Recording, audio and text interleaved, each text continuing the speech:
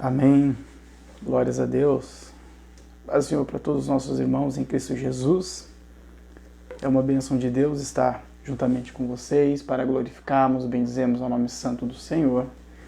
Deus que tem nos concedido graça, que tem nos dado força, que tem nos dado do seu refrigério, que tem nos concedido cada vez mais e mais de suas bênçãos, da sua misericórdia. Tudo é graça da parte de Deus, é um favor merecido, de fato não merecemos. E estar com os irmãos nesse momento, nessa ocasião também, não há mérito, não há merecimento, amados, mas Deus nos proporcionou a mim e a você essa oportunidade de nós estarmos aprendendo da palavra de Deus, amém? Hoje era para ser o diálogo e ensino, porém, infelizmente, o nosso amado irmão, pastor Guia, está conosco, não pôde estar presente, de última hora ele teve um compromisso familiar e teve que ir até para outra cidade. Ele até deu uma dica, de nós fazermos, o diálogo, ele estando lá e eu aqui para a gente, através da internet, conseguir transmitir o diálogo e ensino para os irmãos, mas eu achei melhor não, porque o sinal tem estado bastante oscilante, então tem havido algumas quedas do sinal da internet, então e prejudicaria o diálogo, Então, eu decidi hoje trazer mais uma vez o ensino da palavra e o diálogo e ensino fica então para o mês posterior. Infelizmente, são coisas que acontecem. No mês passado, infelizmente, os céus do Senhor, que também está conosco, também aconteceu imprevistos e tudo isso faz parte. Amados, Deus nos concedeu um tema e eu quero compartilhar com os irmãos este ensino. Amém? Lembrando que todas as sextas, a partir das 20 horas, nós temos aqui um encontro marcado no Facebook da nossa igreja, Igreja da Multiforme Graça de Deus, para nós estarmos aprendendo da palavra do Senhor, meus amados. Em nossa igreja, lá no templo, nós não fazemos o ensino da palavra, um culto de ensino, como é normal e tem em outras igrejas, de portas abertas e tal. Até por conta de alguns irmãos, infelizmente, às vezes tem uma certa dificuldade em poder comparecer, e a gente já tentou, infelizmente, não funcionou. Por isso nós transmitimos através de live, através do Facebook. E, graças a Deus, nossos irmãos têm participado bastante, Nem todos, infelizmente, mas Deus conhece o coração de cada um. Amém? Vamos estar lendo o texto. O tema é Provérbios 25:11. O que diz lá? Como maçãs de ouro em salvas de prata, assim é a palavra dita a seu tempo. Como maçãs de ouro em salvas de prata, assim é a palavra dita ao seu tempo. A mensagem que nós temos a transmitir aos nossos amados, ela pode vir através de uma pregação, através de um ensinamento, às vezes através de um testemunho, por exemplo. Mas toda mensagem que nós transmitimos, não só em cima dos púlpitos, como também embaixo, abaixo dos púlpitos, ela tem um certo teor. Ela pode ter um teor exortativo, ela pode ter um teor repreensivo ou um teor educativo, mais vinculado ao ensinamento, à doutrinação, tá? Bom, então o que nós vamos tratar neste ensino é justamente desse teor, do teor da mensagem ou da palavra ou daquilo que está sendo lançado ao meu próximo, ao meu irmão, Isso se tratando da esfera eclesiástica, então seria aquilo que eu administro ou ministro, Melhor dizendo, ali ao coração do ouvinte. Como eu disse, não só sendo em cima do púlpito, mas também abaixo do púlpito. A primeira coisa é exortação. Exortação é um tipo de... é uma mensagem que, obviamente, eu tendo a lançar ao coração de alguém. É uma exortação, obviamente. Porém, a exortação ela tem, digamos assim, as suas características. O que seria uma exortação? O que é exortação? Exortar é o mesmo que estimular, é o mesmo que animar ou incentivar. Então, quando eu exorto alguém em uma mensagem, ou individualmente ali, conversando, não mutuamente, diante de toda a igreja, mas ali conversando no particular, eu estou estimulando, eu estou animando, eu estou incentivando aquela pessoa a alguma coisa. Esse é o significado de exortação, tá? A Bíblia Sagrada, ela é uma exortação ali de mão cheia. Por todos os textos ali que nós vemos da Bíblia Sagrada, lógico que eu não estou generalizando, mas a sua maior parte são textos exortativos, que tendem a nos animar, a nos incentivar, a nos impulsionar a fazer algo e a seguir algo. Jesus ele sempre trabalhou com exortação. Então você vê que durante todo o ministério de Jesus, ele sempre tinha uma palavra de exortação. Tinha palavra de repreensão, obviamente. Tinha uma palavra de ensino, sim. Mas ele sempre teve uma palavra de exortação, sempre animando, incentivando, sempre motivando as pessoas a seguirem o caminho certo, que é o caminho de Cristo.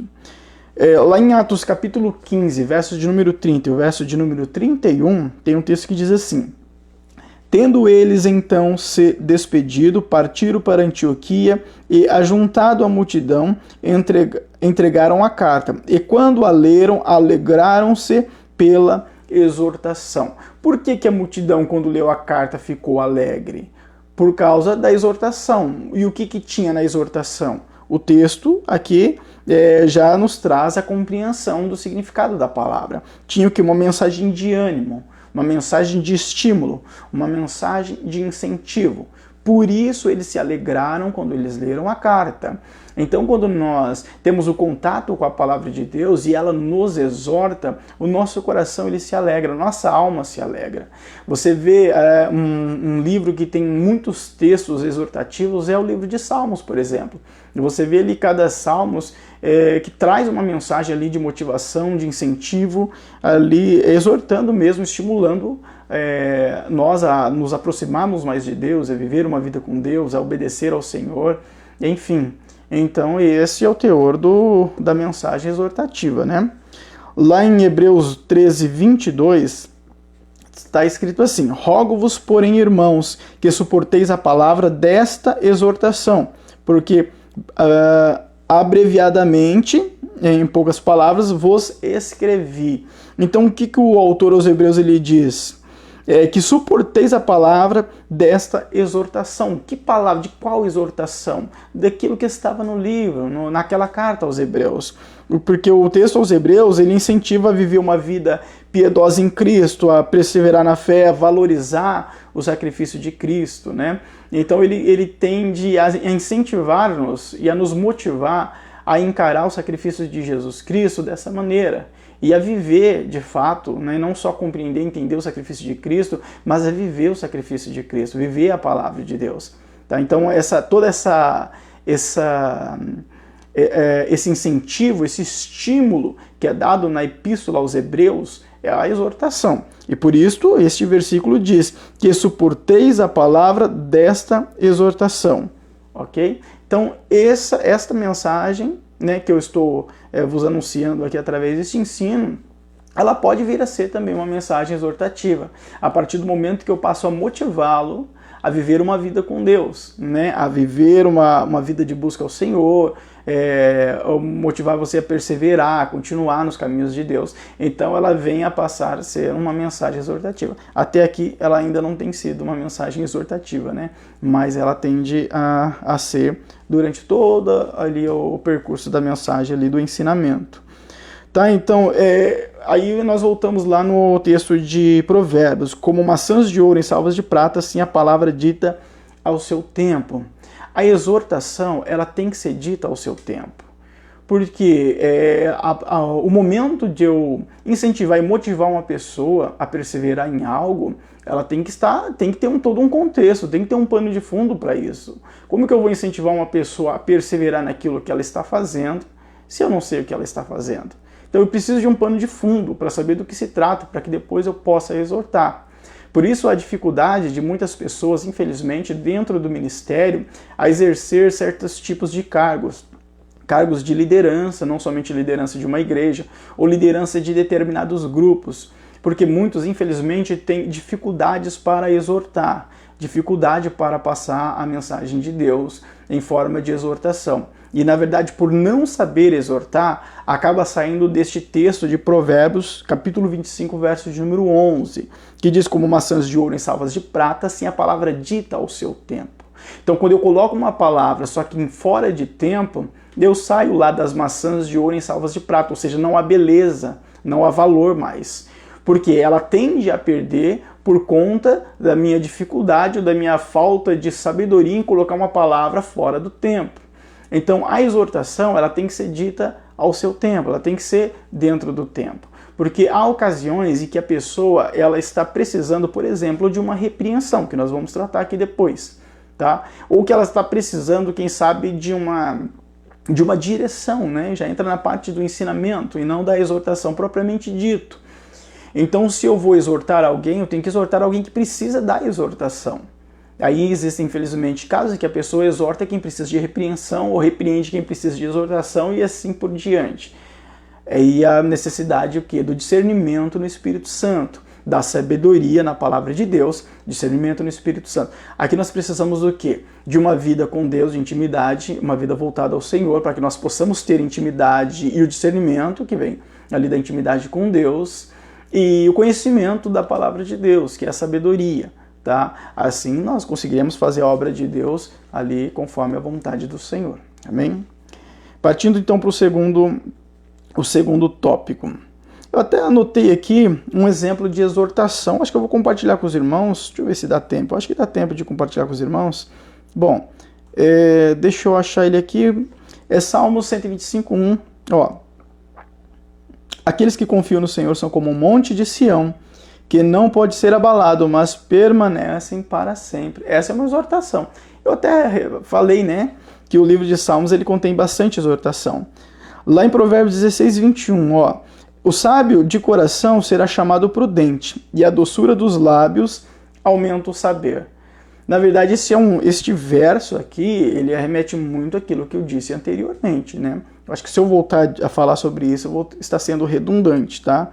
Mas a doçura dos lábios aumenta o saber. Seria a palavra colocada dentro do seu tempo, tá ok? Não vou retornar nesse ponto, porque senão vai ser redundante, vai ser repetitivo.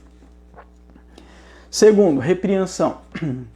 Então a mensagem ela pode ter um teor exortativo, como também ela pode ter um teor ali de repreensão, né? Repreensivo, né? A repreensão é o mesmo que censurar, o mesmo que acusar, o mesmo que reprovar, tá? É que no sentido de acusar, não está no sentido de julgamento, tá ok? A Bíblia nos diz, né? Não julgueis para que não sejam julgados. Na verdade, nós não somos juízes, então não podemos julgar. Aqui a questão acusar seria apontar o erro, tá? Essa é a colocação correta para o significado desta palavra, repreensão. Zacarias 3, verso de número 2.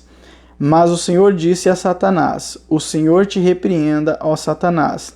Sim, o Senhor que escolheu Jerusalém te repreenda. Não é este um tição tirado do fogo? Este repreenda caiu justamente nesse significado de reprovar, de acusar, de censurar. Seria de afastar mesmo, entendeu? Então, quando nós falamos de repreensão, nós falamos literalmente de apontar o erro. É literalmente apontar o erro. Não tem como você repreender alguém se você não apontar o erro dela. Como que eu vou repreender alguém sem que o erro dela, aquilo que ela está cometendo ou cometeu, esteja evidente? Não há lógica, não há sentido nisso, né? Então eu tenho que ter alguma coisa de apoio para que eu possa, de fato, efetuar ali a repreensão. Tem um texto em Timóteo, 1 Timóteo 5, verso 1, verso de número 2, ó. Não repreendas asperamente o ancião, mas admoesta-o como pai, aos moços como a irmãos, às mulheres idosas como a mães, às moças como irmãs e em toda a pureza. Então, Paulo ensinando a Timóteo, um jovem pastor, estava ensinando ele, ó, não repreenda asperamente. Então ele fala para repreender o ancião, o jovem, né, a moça, enfim, repreenda cada um de uma maneira que venha a ser agradável. Tá? Então a repreensão ela não pode ser violenta, é o que Paulo está ensinando aqui a Timóteo, não repreenda com violência, não há necessidade. Ou seja, temos que saber falar.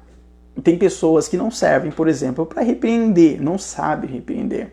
Existem até aqueles que falam assim, irmão, comigo é assim, eu chego e falo mesmo, então não serve para repreender.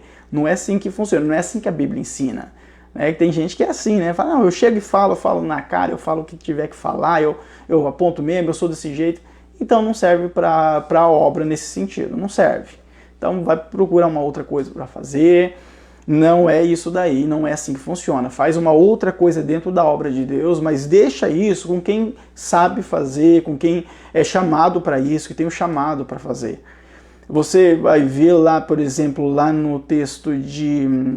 foge agora a memória, mas quando Natan ele repreende a Davi, você vê como que ele repreende. Ele vem e traz uma parábola, o rei fica indignado com aquela parábola, né, aquela história que ele traz, e já condenando aquele homem, né, da parábola. Ele fala, olha, esse homem é você. A ação desse homem dentro da minha parábola é a mesma ação que você está fazendo, que você fez, a mesma coisa que você cometeu. O rei cai em si. Então você vê que há uma maneira correta. Aí entramos lá em Provérbios, que é o nosso tema. Maçãs de ouro em salvas de prata. É a palavra dita ao seu tempo. Então, para repreender, eu tenho que colocar as palavras no seu tempo, no lugar certo. Tá? Porque senão eu posso magoar uma pessoa, eu posso tirar uma pessoa da igreja, eu posso expulsar ela dos caminhos do Senhor se eu não souber repreender.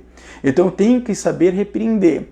Tem casos que há necessidade de ser, vamos dizer, entre aspas, não estou pregando contra o que Paulo ensina aqui a Timóteo, mas tem casos que nós temos que ser um pouco mais ásperos.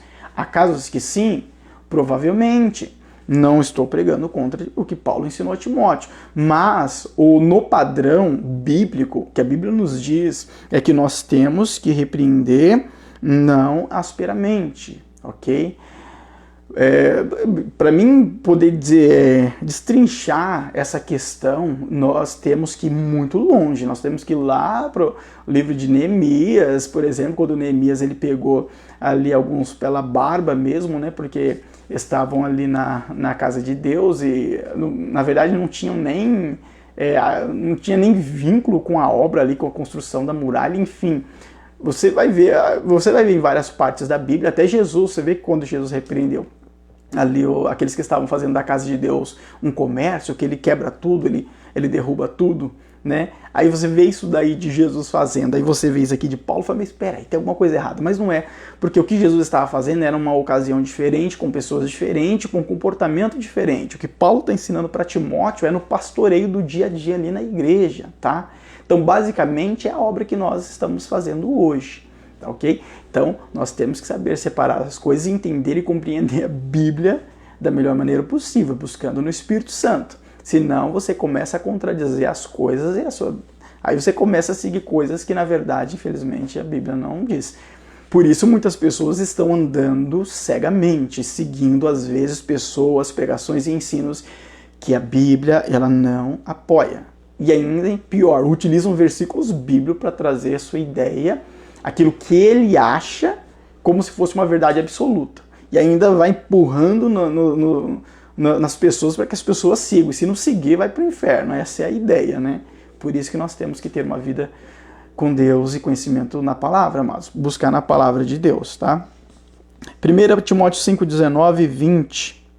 Não aceiteis acusação contra o presbítero, senão com 2 ou 3 testemunhas. Aos que pecarem, repreende-os na presença de todos, para que também os outros tenham temor. Bom, o texto é claro, né? Se vir alguma acusação contra o presbítero, então, olha, pega lá umas 3 testemunhas. Se vir alguém acusar um obreiro seu e não tem testemunha nenhum, Paulo ensina a Timóteo, tá ok? Então, não considera. É isso que Paulo está falando. Porque, né, perseguição contra a igreja sempre existiu, né? E aí ele desce e continua falando. E os que pecarem, repreende-o na presença de todos. Esse repreender aqui na presença de todos não seria aquilo que muitos acham que deve fazer, amado. É acusar. Não, nada a ver, nada violentamente. Seria reprovar a ação. Reprovar. Repreende-o na presença de todos, ou seja, reprove a ação deles. Ele não pode passar a mão na cabeça de quem está fazendo algo errado na casa de Deus. É isso que Paulo está falando, tá? Então, a repreensão, ela tem que ser no tempo certo. Senão, você vai magoar uma pessoa, você vai magoar uma alma, você magoa uma família. A igreja é constituída de famílias, a gente sabe disso. O principal objetivo do diabo é destruir as famílias. Sem família não há igreja, tá? E se você magoou uma pessoa da família, a tendência é aquela pessoa acabar e levando toda a família para o mesmo lugar. É uma probabilidade, é uma tendência. Quem é mais velho de ministério, de obra de Deus, sabe do que eu estou falando, que já viu isso, eu já vi isso, tá? Então, nós temos que ter muito cuidado ao repreender alguém. Temos que lembrar desse versículo aqui, de Provérbios. A palavra dita ao seu tempo, como maçãs de ouro em salvas de prata, é a palavra dita ao seu tempo. Deixa eu ver onde que eu estou aqui. Timóteo, foi o que eu li. Provérbios 9, verso de número 7 e 8. Ó. O que repreende o escarnecedor toma afronta para si, e o que censura o ímpio recebe a sua mancha. Não repreendas o escarnecedor para que não te odeie, repreendas o sábio e ele te amará. Aqui a gente já entra numa parte assim, digamos assim, um pouco mais delicada. Porque o que Provérbios está falando, basicamente é o que Jesus vai falar em Mateus 7, verso de número 6. Por quê? Que ele diz o quê? Que o sábio está falando? Não perca tempo repreendendo o escarnecedor. Porque senão ele vai te odiar, vai criar mais intriga, mais briga, não adianta. Faz o seguinte, repreende o sábio. O sábio, na sua sabedoria, ele vai amar quem repreende ele. Olha só que interessante, amados. A gente podia ficar só nesse versículo e montar um ensino só nesse versículo, né? Uma pregação. Porque quando nós repreendemos aquele que é escarnecedor, a tendência é ele dar risada, a tendência é ele zombar ou brigar ainda. Esse é o papel do escarnecedor. Então nós, amados cristãos, nós que estamos participando desse ensino, se alguém nos repreender, nós agirmos assim, pela Bíblia nós estamos sendo escarnecedores, tá? Estamos contra e fora da vontade de Deus. O sábio, ele ama a repreensão. Quando ele ouve a repreensão, quando ela chega até ele, ele ama aquilo, porque ele é sábio, ele é entendido, ele sabe muito bem que aquilo vai ser auxílio para ele continuar crescendo na presença de Deus e viver uma vida com Deus. Então a exortação, a repreensão, quando ela vem da parte de Deus, como eu disse, são palavras postas no tempo certo, amado, não tem como nós nos darmos mal se nós aceitarmos ela, tá? Então a repreensão de Deus ela é maravilhosa para a nossa vida. Lá em 1 Timóteo 1,20, aqui Paulo fala para Timóteo, e entre esses Himeneu e Alexandre, os quais entreguei a Satanás, para que aprendam a não blasfemar. Paulo está dizendo, Himeneu e Alexandre, eu já entreguei a Satanás, para que eles não aprendam a blasfemar. São pessoas que não tinham mais condições de ter uma repreensão. São pessoas que chegaram em uma determinada condição em que a repreensão não surtia mais efeito. Aí vem Paulo dizer, entreguei a Satanás. Quando Paulo diz entreguei a Satanás, não significa que ele não amava aquelas pessoas, não significa que não intercedia por ele, não, hipótese alguma. O que Paulo está querendo dizer, eu não repreendo mais, sabe? Eu não ensino, eu não exorto eles mais. Eu entreguei eles a Satanás, porque não adianta. Tem pessoas que é assim, né, amados? Infelizmente. Até eu hoje não trabalho com tanta visitação igual eu trabalhei há um tempo atrás, trabalhei com muita visitação, muito evangelismo, e tem casos, né, os amados sabem, que a gente vai atrás da pessoa, a gente pega no colo, basicamente, né, o modo de dizer, enfim, a gente faz de tudo e a pessoa ela não quer. Muitos vivendo aquela vida de pecado e não quer nada com Deus mesmo, e muitos às vezes escarnecem mesmo, né, principalmente no evangelismo. Esses são pessoas que, segundo Paulo, seriam pessoas que nós deveríamos o quê? Não adianta mais repreender, né? Deixa ele procurar, quem sabe, ali com suas próprias cabeçadas da vida, entender que na verdade as coisas não são assim e, pela misericórdia de Deus, voltar-se a Deus e ao Evangelho, né? São casos que infelizmente acaba sendo dessa natureza, mas o nosso amor de cristão, nosso amor de irmão, nosso amor ágape, ele tem que ser existente, continuando a ser existente, independente disso, e a nossa intercessão ela tem que ser existente, é muito importante. Mateus 7,6: Não deis aos cães o que é santo, nem lanceis aos porcos as vossas pérolas, para não acontecer que as calquem aos pés e voltando se vos despedacem. É o que eu acabei de dizer, né? Jesus está falando, não lança pérolas aos porcos. Os porcos não vai dar valor, né? Então tem muitas pessoas que não dão valor à repreensão. Então, chega uma hora que a repreensão acaba não funcionando mais. Eu vou voltar a ser aqui repetitivo se eu der continuidade neste verso aqui, tá bom? Então, vamos para o próximo e último tópico. Então, a mensagem ela pode ser exortativa, ela pode ser repreensiva e ela pode ser também doutrinária. O que significa doutrina? Doutrina não é o mesmo que usos e costumes, tá, amados? Muitas pessoas acham que doutrina é usos e costumes. Na verdade, o usos e costumes, ele é um tipo de doutrina, né? Então, cada denominação aí, às vezes, tem seus usos e costumes. E acabam trazendo isso como ensinamento, e isso daí passa a ser um tipo de doutrina. Mas a doutrina em si é o ensinamento. Então, a palavra doutrina significa ensinamento, tá? Então, tudo que nós viemos a ensinar, ela vem a ser uma doutrina, né? Então, na Bíblia Sagrada, a Bíblia, obviamente, que é repleta de doutrinas. Tem doutrinas lá do Antigo Testamento, que era só para o povo judeu, que infelizmente muitas pessoas ainda acham que deve seguir nos dias de hoje, e mesmo vivendo no tempo da graça, ainda vivem amarrados às coisas lá do Antigo Testamento, vivendo coisas da lei, que na verdade para nós hoje não faz o menor sentido. Existem outros que já seguem só a doutrina do Novo Testamento, esquecem do Antigo Testamento como se ele não existisse. E existem, graças a Deus, nós, né, amados, que vivemos o que está no Antigo Testamento e no Novo Testamento, porque é Bíblia Sagrada, sabendo separar o que é costume judaico e do que faz parte aí do nosso viver em Cristo Jesus, através do Evangelho e da nova aliança em Cristo. São doutrinas. Existem diversos tipos de doutrinas. Mateus 16, verso de número 12.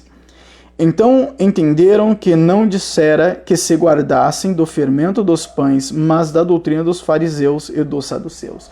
Quando Jesus disse, né, toma cuidado com o fermento dos fariseus e tal, né, aí depois eles entenderam, o verso diz, né, que eles estavam falando da doutrina. E qual que era a doutrina dos fariseus? Na verdade, se você acompanhar ali, até um Novo Testamento propriamente dito, se você for ver ali as questões relacionadas aos doutores da lei, os fariseus propriamente, você vai ver que eles colocavam um jugo sobre o povo que eles não movia com o dedo, né? Então era uma doutrina farisaica. Na verdade, já estava indo longe daquilo que estava descrito na lei de Deus, né? Lá no Antigo Testamento. Já era uma lei farisaica e colocava isso em cima do povo para que o povo viesse a carregar. Por isso Jesus diz, vinde a mim vós que estáis cansados e sobrecarregados, né? Oprimidos, que eu vos aliviarei, que era a opressão da lei. Jesus diz, tomai de mim, né, o meu fardo, que é leve, o jugo é suave. Jesus está falando o quê? Da nova aliança. Então Jesus está falando, a antiga aliança, o Antigo Testamento é pesado. Isso que os fariseus estão pondo em cima de vocês, vixe, não dá para carregar. Mas se vocês virem a mim, vocês então vão entrar no Novo Testamento, na nova aliança. É leve, é suave. Isso, lógico que não é... Eles não estão abrindo uma brecha falando agora você é livre para fazer o que você quiser. Pode ser alguma, tá? Mas Jesus está mostrando claramente que a nova aliança ali é um fardo mais leve do que ali da antiga aliança. Lá em Tito 1, verso de número 9.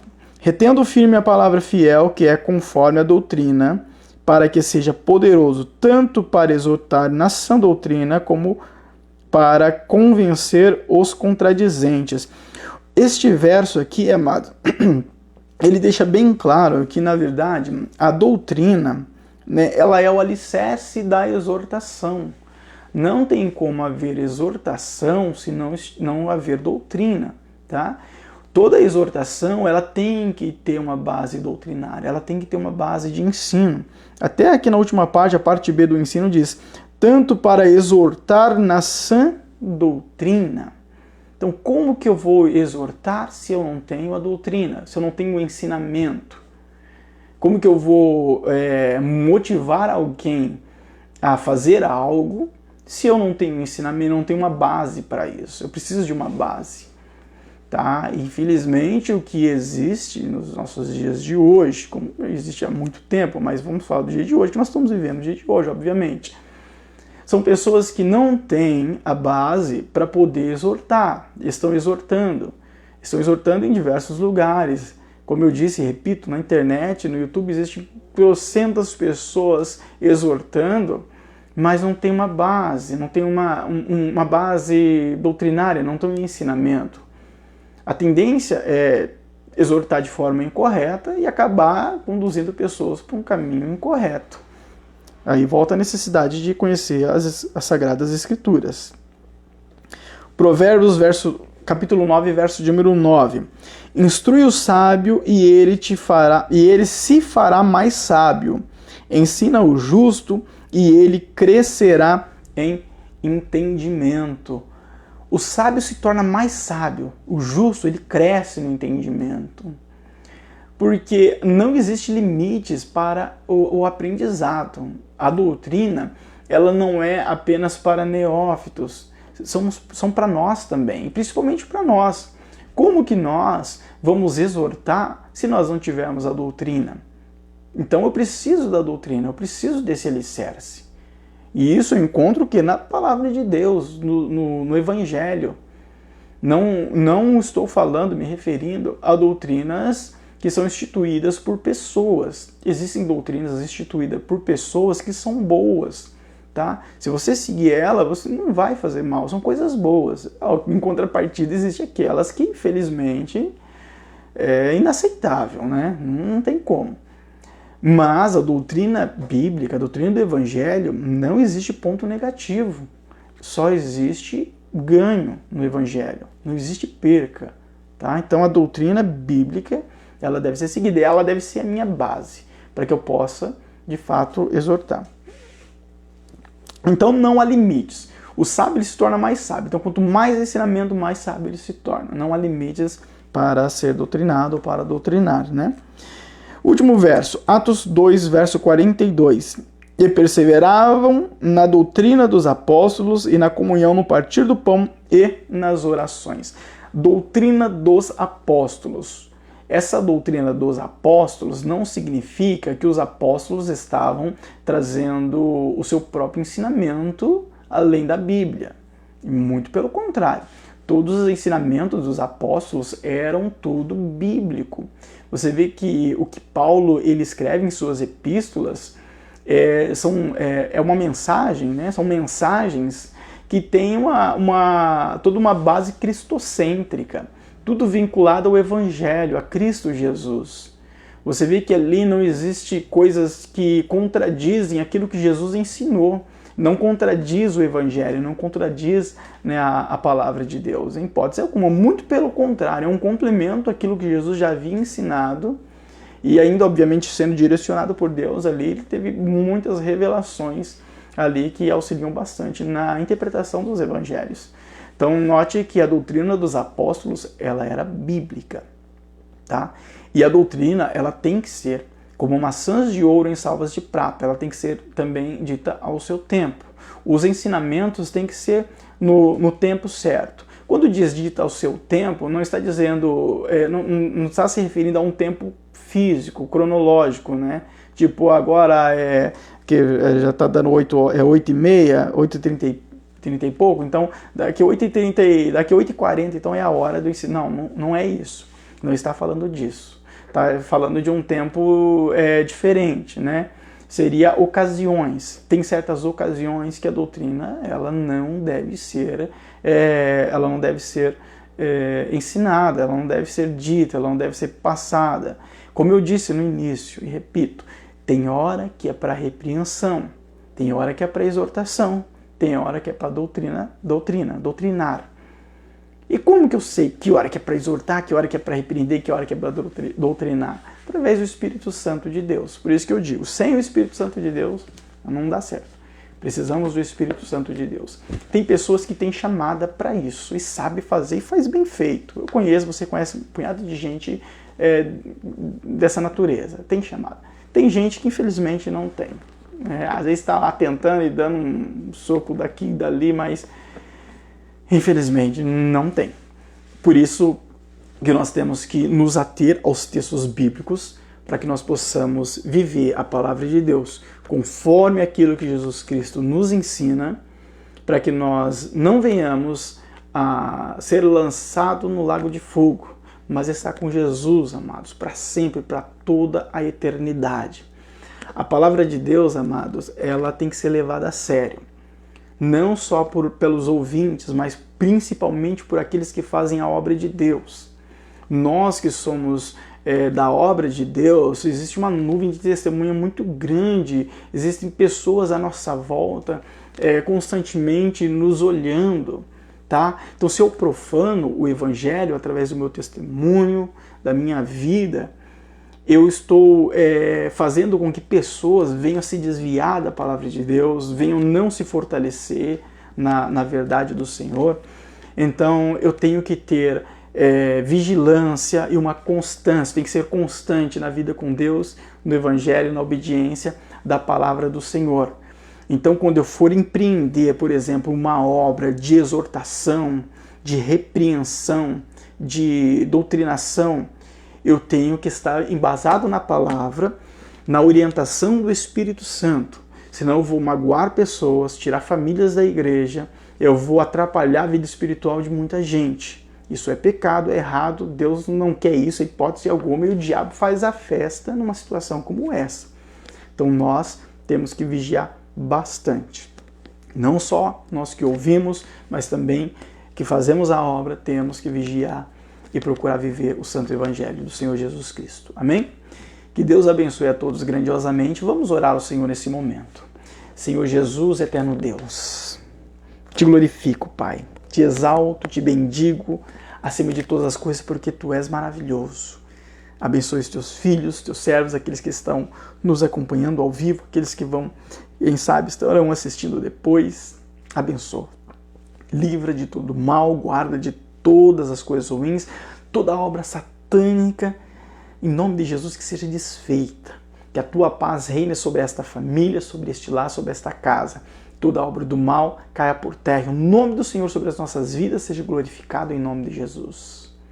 Que a graça de nosso Senhor Salvador Jesus Cristo, o amor de nosso Deus, nosso eterno Pai, a comunhão, a consolação do Espírito Santo, reine em cada coração e todos juntos possamos dizer amém. Deus abençoe a todos em nome de Jesus. Amém.